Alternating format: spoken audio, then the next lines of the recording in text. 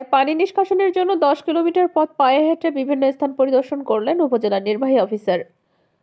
জহরজান সাগরের পাঠানো তথ্যচিত্রে দেখুন বিস্তারিত।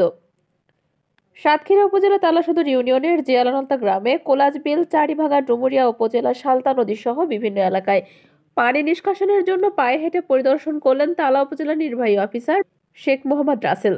রবিবার 24 নভেম্বর সকাল 10টার সময় শেখেরহাট নামক স্থানে গাড়ি রেখে পায়ে হেঁটে জনগণের সঙ্গে বিভিন্ন স্থান পরিদর্শন করেন। এ বিষয়ে এলাকাবাসী জানান, জল যার জলাকার, আমরা গরিব ও মৎস্যজীবী, আমাদের সারা জীবন এই জলমহল থেকে মাছ শিকার করে জীবিকা নির্বাহ করতাম। সাম্প্রতিক স্বৈরাচার সরকারের সময় আমাদের একমাত্র জীবিকা নির্বাহ জলমহল সোহেল রানা মৎস্য ঘের করে আমাদের পেটে লাথি মেরেছে এবং সরকারি খাল, নেটপাটা ও বেড়িবাঁধ দিয়ে হাজার হাজার পরিবারকে পানিবন্দী করেছেন।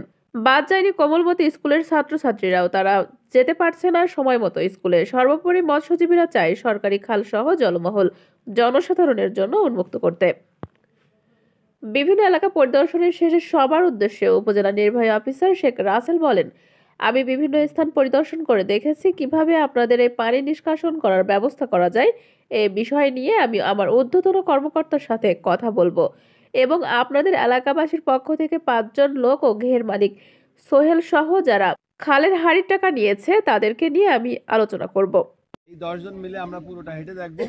দেখার পরে কার কি অভাব অভিযোগ আমি সুস্পষ্টভাবে শুনে আমার এখতিয়ার সম্পর্ক যেটুকু এখতিয়ার আছে সেই এখতিয়ার সিদ্ধান্তটুকু আমি দেব, আর আমার এখতিয়ার যেটুকু নেই সে বিষয়ে আমি লিখে উপরে জানাবো। উপরে আমি বলবো যে এটা এই সিদ্ধান্ত দিলে ভালো হয়, তারপরে উপরওয়ালারা সিদ্ধান্ত নেবে।